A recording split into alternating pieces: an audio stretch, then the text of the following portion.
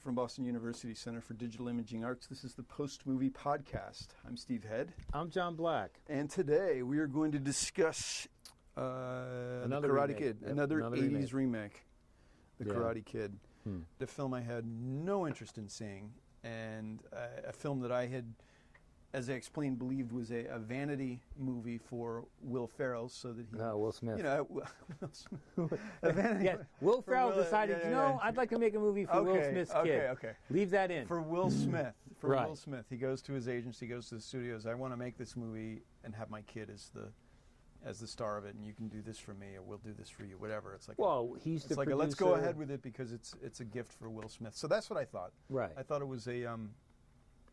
Will Smith pushing something, whatever. Okay, so you already got a bad feeling about it. Plus, it's got not impressed with Jackie Chan after that piece of crap. The Spy Next Door. Door Was just humiliating. That was a steaming turd. Unbelievable. So and now, I'm not a big fan of Jaden Smith. Remember, he was like he was in The Day the Earth Stood Still. He was a little kid in that. Was he? And he was so annoying. I know his character was supposed to be annoying, but it went beyond. So I'm saying here is I didn't have interest. I did not go to the press screening because I didn't actually think we were going to talk about it and that it was going to matter.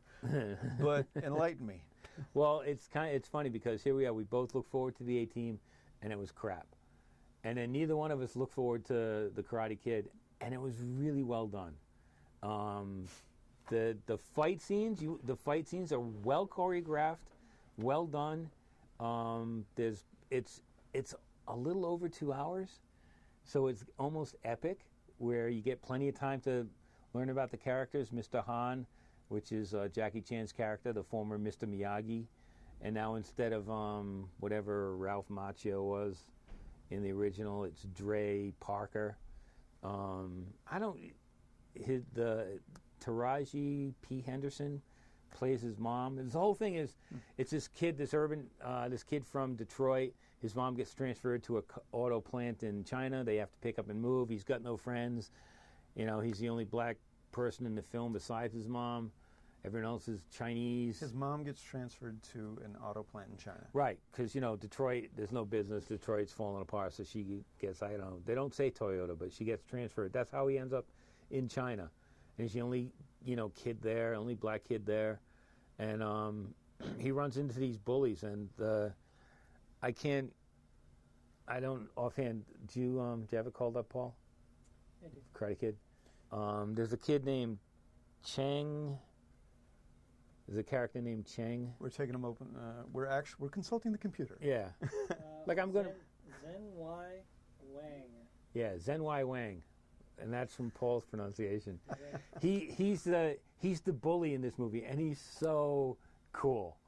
He's just this really arrogant kid who beats the shit out of Dre Parker for the first half of the movie. And it's surprisingly violent, well choreographed, well done. So is this in like focus, you can see these people. PG-13? I think it's got to be PG-13, but when the kid gets kicked, it feels real. And it's the sound effect and the everything else, but they must have had to animate an actual foot connecting with like a kid's face or chest. Or I guess. like that. I mean, it has to. I didn't pull it apart like that, though. It worked. Like I said, this is the first time I've been to a screening where the audience was cheering at the end. And the thing is, how it's going to end. You missed the Kick-Ass screening. I don't know, but I finally caught up with that movie. So, anyway, but this one, and the thing was, not only did Jaden Smith do a good job, the director not only did, he did. Right. I thought you said not only he didn't.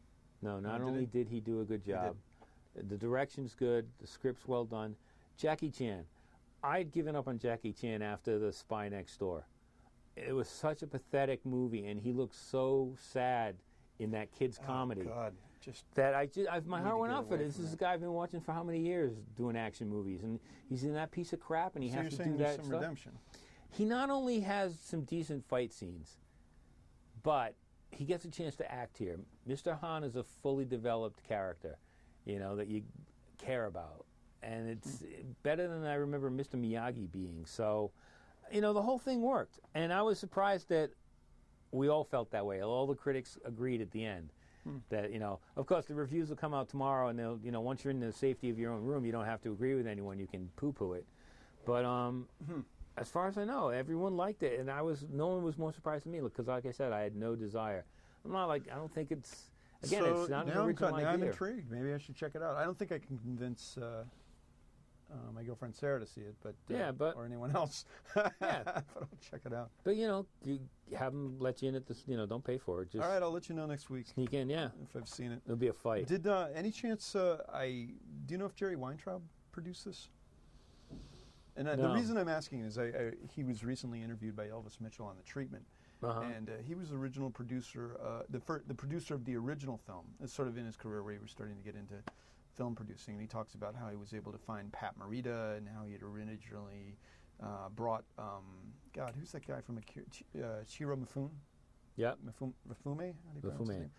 They brought him and his entourage over from Japan, and he couldn't speak a word of English, and his other films that he had acted in, he'd done it sort of like phonetically or, just like act. Anyway, so he had an interesting story about how the film just came together, and I'm wondering if he possibly being the producer tried to.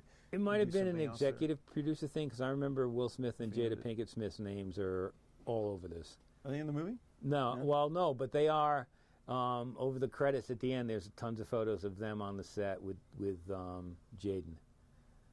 So it is the vanity project you thought it was. Yeah. It doesn't make it a bad movie. I mean, I can see them going to his agent and saying and getting them together and saying like his agent is going to set this up. Maybe that's why Will Smith was in that crappy 7 Pounds movie. Maybe they said, all right, if you do this crappy movie called 7 Pounds, we'll let your kid do the Karate Kid. Mm-hmm. Could have been any kind of deal like that. Whatever. I'll have to turn into Access Hollywood and find out. So this Jaden kid is going to be.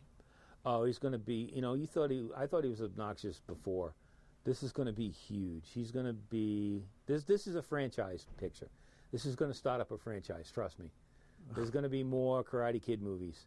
Even though it's kung fu he uses in the movie. I guess when I was reading IMDb, they said that the title everywhere else in the world is Kung Fu Kid, but because in America we wouldn't go see that. We need that Pavlovian response. Karate Kid, I know that movie, so it's called Karate Kid here. But they use Kung Fu. Not that I could tell the difference, fighting styles or whatever. But, good action, good acting. Happy ending? All right, then. All right, then. So, highly recommend it. Shall we move on? You've got some DVD. interesting... Yeah, I brought a couple in. Actually, Welcome to Steve's Corner. You should have like little puppets next to him. Hi, Steve. I'm excited to see. I mean, I already own it, but I mean, Showgirls. Is there a listener out there a male listener who doesn't own Showgirls? Male straight listener? Send us an email. I'm looking at the back of. When was the last time you saw Showgirls? I don't know. Actually, I think we had it in the DVD player a month or so ago. Yeah. Yeah, recently. You and Sarah? I didn't watch the whole thing. Yeah, Sarah watched it too. Didn't watch the whole thing. Eager to watch this. This is the special because Blu-ray edition. John will now read the Blu-ray disc. No, I don't have to. I don't have to read it. Look. Yes. Get your poll on. See? That's what it says. It's an instant camp classic. That's the thing. This honestly is one of my favorite movies. Didn't say it's one of the best movies. It's one of my favorite movies. It's so over the top. All right, I remember that thing you got for Sean. Sean for his when birthday. Our friend Sean Burns, fellow film critic, for his birthday, I got him the deluxe box set of Showgirls, which had the movie, shot glasses, pin the pasties on a stripper game. I think it had like fuzzy handcuffs. It was, and the thing is, nipple tassels. Nipple tassels? I don't know. Actually, they also sent me a Showgirls tattoo. Where is it? Did I bring it? I don't remember. No, put your pants back. No. It's like I don't remember the name of the main girl. It's like, what's her name? Like Dominalia or something like that, or Dominadia or it's something like that tattoo. And I don't think I have it on me. Well, let's People think I'm crazy, but it really is one of my favorite movies. And Paul, did you call up the quotes? Do you have the memorable quotes? I can do that. What was it? Back off, motherfucker. I want to know what is it about it that is your favorite? Outrageously overwritten dialogue. Really gratuitous nudity. It's in Vegas, baby, and I love Vegas. The acting is pretty bad. Kyle MacLachlan is in it. Robert Davi's in it. Yeah. The chick from Saved by the Bell's in it. I remember the choreographer being Ellen's friend from the TV show.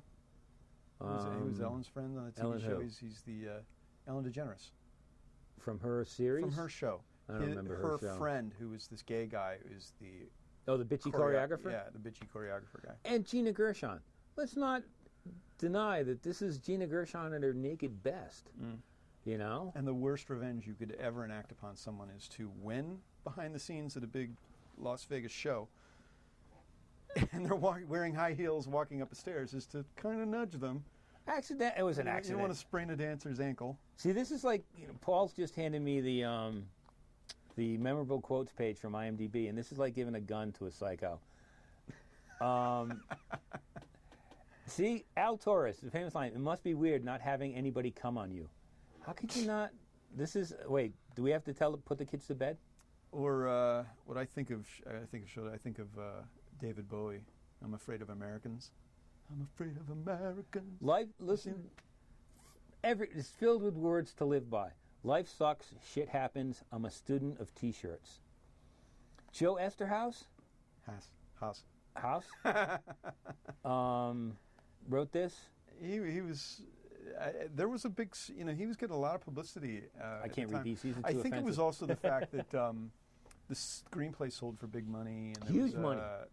A lot of to-do about it before it coming out, and it's just... And Paul Verhoeven, who had done RoboCop, was RoboCop before this? And Soldier of Orange, and, so well-respected, outrageous, but well-respected director. Yeah, he took his RoboCop insensibilities about. He's like Queen was to rock music. Right. Verhoeven just takes it over the top a little, and he does that here. A little. Yeah.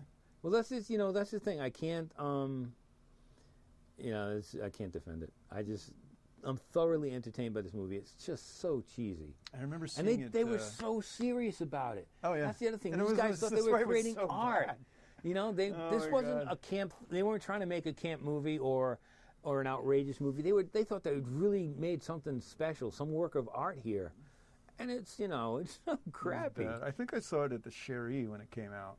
Really? And I was, huge crowd. There was like just a groan. Yeah, and it should be. It was like it should be. If you can imagine a couple hundred people being embarrassed to be in the theater, during the week it came out. It's kind of like seeing Caligula. It's like you don't want people to know you were there.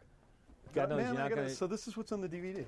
It's like seeing Caligula. Yeah. The DVD gives you pole dancing. Find your inner stripper.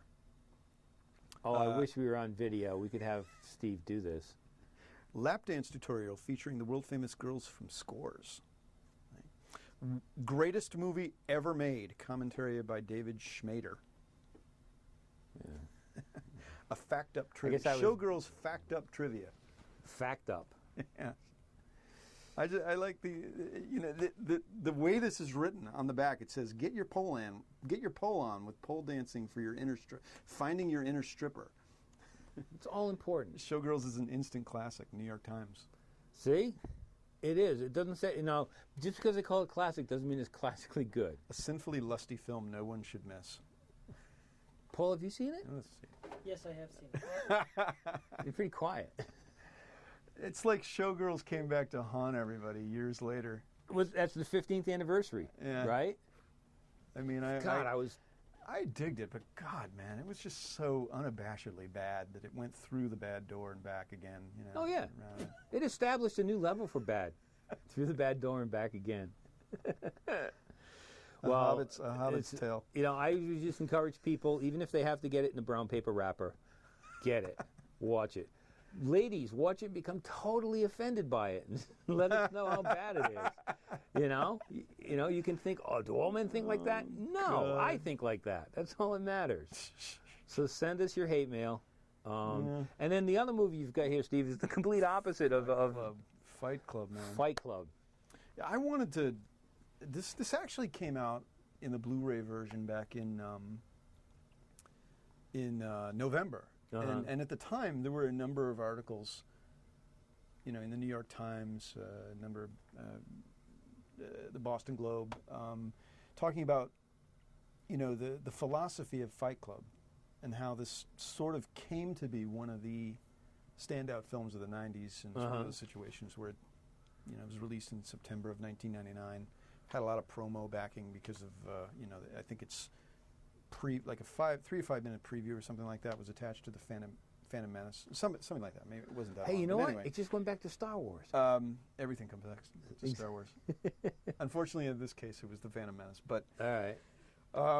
yeah, it just basically, and it was sort of these articles were like, it was like talking about a theory that I had already developed, that there was something magnetic about this movie, that this David Fincher captured something here about people cooped up in, not just like in cubicles, but in their lives, in their apartments, in their in their IKEA lifestyles, and breaking out. And so there's this this like angry masculinity, this like feralness in Fight Club, as if it's, it's trying to like, I don't know, like a movie that's trying to break out of itself and be something better. Do you think it achieves wasn't that? liked? Oh yeah. Yeah. I do. Wait, it wasn't liked when it came out? Yeah. No, wait. Was it liked when it came out? Really? It did. I just It was remember. a big flop. I mean, it came out in September of 1999, and it tanked. And, of course, there's a whole theory about, it shouldn't have been, they released it in a dead month, should have been earlier in the summer, Fox waited too long, I don't know. But the movie has, it's probably one of the top 20 films of the 1990s. It's become that. And it's become sort of a touch point for, a certain generation, I guess. I mean, there's something about it. There really is. Well, it's. And I'm not just explaining it correctly, but go ahead. No, I remember going to the press screening. It was funny because it was at the Copley when they used to have movies there. Yeah. And it was packed. And I got there, and Megan, who was representing the studio at the time, was like, "You're late," because I got there like right at 7 o'clock, and she actually had to ask 2 people to give up their seats so we could get in. And I was so embarrassed. And I remember like, "No, we'll come back." She goes, "No, you need to see it." But the seats were right in the front row. I can't remember the last time I sat in the front row for a movie, and I sat in the front row for Fight Club. So I'm leaning back, looking up, and shit starts happening. And I was just stunned when it was over. I was like, I could barely think. It was so overwhelming. And I've seen it dozen times since then. To some people, it's a frightening film. Did you read the book at all? Yeah, I did. Yeah. Chuck Palahniuk? Yeah. Palahniuk? Yeah. I appreciated the book as much, I think, for the scenes that were left out. Yeah. Especially towards the end with the nuns on the bus and being chased down. That was, it's my favorite Edward Norton role, one of my favorite Brad Pitt roles, definitely my favorite Meatloaf role. And Helena Bonham Carter wasn't that annoying. It's a slickly made film. I think it captures, like, it's the movie that captures what people believe the image of Brad Pitt is. I think it's that consuming for him, and in a way, it's something that I think Ed Norton is still benefiting from. It's, that sort of normal guy, but psychologically off. Something that isn't quite right with him mentally, or maybe someone who's overthinking things. It's also a perfect example of a director who has a sense of style and uses that style to enhance the movie, as opposed to Joe Carnahan with A-Team, who just, shot his style all over the screen. Paul, did I do something? Sorry. Did I? Every now and then I hit the microphone, so I just knock it. That's right cool. out. You're animated. Yeah, David Fincher's his style is like even with what was the murder one that he did in San Francisco? Zodiac. Zodiac, loved it. Yeah. I mean, he's just got, he's got that artist sensibility that maybe it doesn't translate in like to the tightest story, but his images, and the mood he creates is riveting. Yeah, you don't want. I don't care if the story rambles in something like this. I remember there's a scene where we find out that Tyler has been inserting porno shots into the movies, into the reels he's been showing, and there's just this little moment that always stuck with me where he talks about how there's a certain at the corner of the screen. Yes. And he just and Brad Pitt just like does this gesture, and there's one up in the corner. Yep. And it's just like one of these moments like, wow, that's good direction. Mm-hmm. It's just one of those little moments where it's a reveal. Yeah, but it's so well done. And and then compare it to Joe Carnahan, who can't film a simple fist fight and keep it in focus. Yeah, man, I think about that, quite often when I'm watching a movie and you see the cigarette burn, and then that. Well, I don't know if they say this in the movie, but basically it's 10 seconds away from the real change. Mm-hmm. When you see the second cigarette burn the first time, 10 seconds later you'll see the second one, and then a real change, like clockwork, like an artist. So nobody saw him; he wasn't there. Who? What? It's like what they say in the movie. Nobody saw him do it, but it was there. Well, it's true. So definitely, Fight Club, man. I'm really looking forward to watching that again. Fight Club came out when? 1999. Saw it in the theater, actually. I saw a midnight screening of it a couple months ago. So that's 11 years, and so it was 4 years after Showgirls. Yep. But still a great double feature, don't you think? Yeah. It's like 5 hours of good, solid movie making right there. Wow. 5 hours of quality entertainment. I'm not sure some people would consider Showgirls quality entertainment. But well, that's their problem. That's the luggage they're bringing in. It's entertaining. It could be low quality entertainment, but Fight Club, man, it was just pulled from the garbage, so dumped on when it came out. I don't remember that. And then there was this other thing, like why don't women like Fight Club? And the thing is women love Fight Club. It's about men beating on each other. But, they love it. It's very handsome. Yeah, and the thing is, it's really violent, but it's so well done, so well photographed, so well written. Strangely well-meaning. It's like, it's dangerous in a way that, it was like trying to make a point, but violently so. And then I think for a while it just wasn't... Keep talking. It just wasn't talked about so much because, as we know... Well, you don't talk about Fight Club. Well, of course you don't, yes. But then the end of the movie, a couple of years before September 11th, mm-hmm. You have this movie where terrorists are sabotaging these buildings, in order to erase all these credit card records and debt, to just get all this, just like wipe the board clean. But that awesome ending shot in the film with the Pixies music and the buildings coming down is just terrific. But, in the climate after September 11th, a scene like that didn't fly very well. But now it's sort of come back. And, you would explain it. The idea wasn't to hurt anybody, which I think was represented in what happened to Meatloaf's character. Mm-hmm. That was never supposed to happen. Bob. Never supposed to happen. Bob with the big man tits. Ed Norton was crazy. Yeah, they did some, some things that, when chaos rules your life, things are going to happen. People, when the car goes off the road, things are going to happen. You just have to see what happens. But it didn't mean to do that. It wasn't advocating, just hurting anybody. Right. But you know what? In a sense, I take that back. They were instructed to go out and start fights, mm-hmm. but the idea was never to kill anybody, just to shake things up, just to shake up their humdrum existence. And those are voluntary. You came to the fight. You didn't. It wasn't just a random act of violence of, if you were in Fight Club, you wanted to be there, and the rule was you had to fight. So yeah, but they had that one scene where they were instructed to go out and start fights with an unknown citizen. To see we should do that after this. It's going to start some trouble. Let's start some arguments. I like that movie. Stop pounding on him.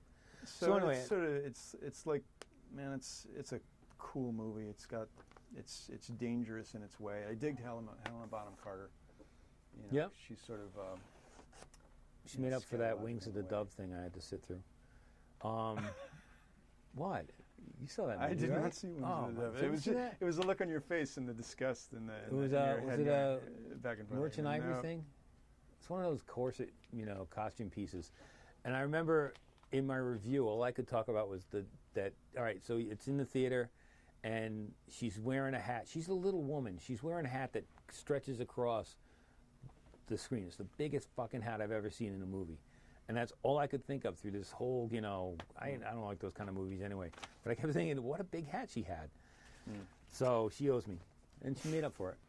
If you agree with us, if you disagree with us, I don't know, whatever you want to do. If you agree that Showgirls is one of the best, not best, it's just an awesome movie, you can direct those personally to me, especially if you disagree. Should we get your personal emails? Well, anyway, send us an email at postmoviepodcast@gmail.com. We're actually there. We really are actually there. And you can check us online at post-movie.net. And until next time, I'm Steve Head. I'm John Black. So long, everyone.